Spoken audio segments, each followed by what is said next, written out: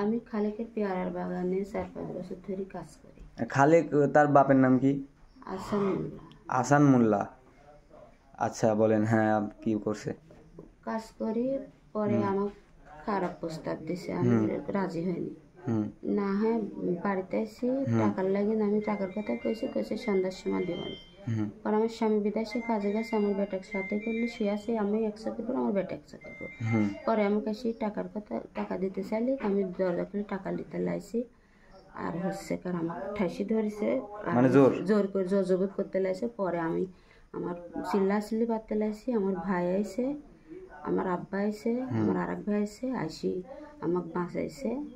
আর পরে আমার ভাইয়ের আবার সুরাসুরি লাগেছে, পরে সবাই লাগে পাড়ার মানুষ ধরে মারিছে। রিক্তা মিজান, একসময় আমরা খুব অসহায় ছিলাম গ্রামের দিক দিয়ে। সেই সময় রিক্তা মিজান আমার সংসারে ভাই হাইল ধরছে, তার কাজ করে দিছে আমাকে, আমি পারিশ্রমিক দিছি, কিন্তু ওরা একসময় না থাকলে হয়তো আমি সোজা হয়ে দাঁড়াতে পারতাম না। সেই সূত্রে নিজের বোনের মতো, নিজের ভোগ্যনের মতো ওদের আমি শ্রদ্ধা করি, স্নেহ করি। আমার বিপদ আপদে কাজ কামে ওরা সহযোগিতা করে, ওদের যতটুকু পারি আর্থিক সহায়তা আমি করি, যতটুকু পারি আমি গরিব মানুষ হিসাবে আমি করি। যে আমার এই কাজ করতে করতে ওরা 4 জন মানুষ 5 দিন কাজ করে, 20 টাকা কামলা হয়, 5 দিনে 250 টাকা করে হাজিরা, 5000 টাকা বিল। তো রিক্তা আমাকে কোসে ভাই টাকা কি দিবেন নি? দেখুন বোনের 1 টাকা হবে না দাদি, আমি 2-4 দিন পর দিব নি। তো পরেক্ষণ আমাকে ফোন দিলি সন্ধ্যার দিয়ে, কোসে ভাই ওই যে লিটনের বউ কাম করছিল, ওর খুব ঠেকা বলে বারবার আমাকে ফোন দিচ্ছে, আপনি 1000 টাকা খালি গোস করে দিতে পারবেন না? আমি ভাই দেখুন বোনে আমি চেষ্টা করে দেব। পরে 800 টাকা গোস করলে আমি ওনার বাড়িতে গেছি। যখন কেমন আসাও তোর বেটা কইল, বেটা শুয়ে আছে ভাই, তে টেকা লেও, উঠো, উঠলি করে ভাই বসেন। তো বসনো, ওর বেটা মিস্ত্রির কাজ করে, বলছে ভাই আলো জ্বললে বেটার ঘুম হয় না দাদা, তাই আমি আলোটা বন্ধ করে মোবাইলে আলো জ্বলা রাখি। তাই আমি এখন মোবাইল আলো জ্বলাবে, আমি চলে যাবো। তো বলছে বসেন, টাকা দিলেন, তাহলে আবার কয়দিন পর পেয়ারা বান্ধা যাবেন, হ্যাঁ এসব পচাল পাচ্ছে আমার সাথে।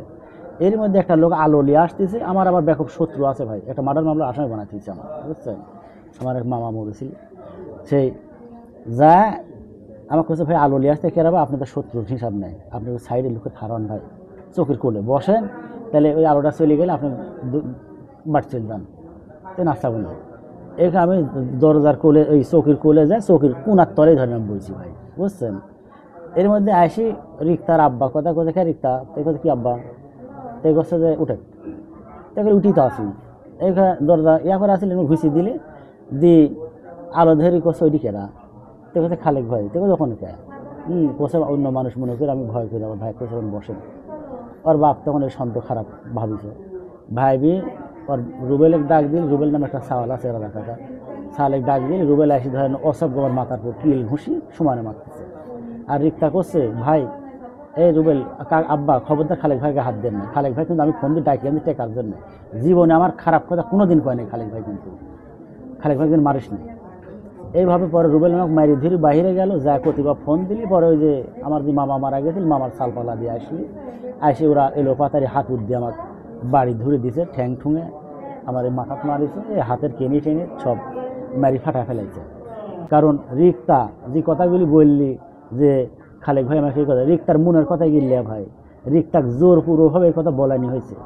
রিক্তা কখনো করতে পারবি আমার বদনাম দিতে পারবি না, ভয়ে কইছে কথাগুলি। মিজান যদি থাকতো আমাকে জীবনে বদনাম দিতে পারতো না, আমাকে জীবনে আমার গায়ে মারতেই পারলি না। আমি মিজান আমাকে অনেক সৃষ্টি করছে, অনেক অনেক জায়গা, মিজানের হাওলাতে আমি ছিলাম। প্রায় 2-2.5 বছর আনুমানিক আইডিয়া, 2.5 বছর 2 বছর এরকম, 3 বছর হয়তো হবে না, কি হবে জাননি, অতটা মানে হিসাব তো ঠিক করা যায় না, আমরা মূর্খ মানুষ। এই সময় আমার পুরুষ লিঙ্গে একটা আঘাত লাগে, সব আসে যায় আমার স্ত্রীর সাথে, এটা আমার স্ত্রী। আঘাত লাগার কারণে আমি এই বিষয় নিয়ে আমি রাজশাহী, ইকবল বাড়ি, পাবনার মেহেদি হাসান, এদের কাছে আমি চিকিৎসা হয়েছি আমার এই বিষয় নিয়ে।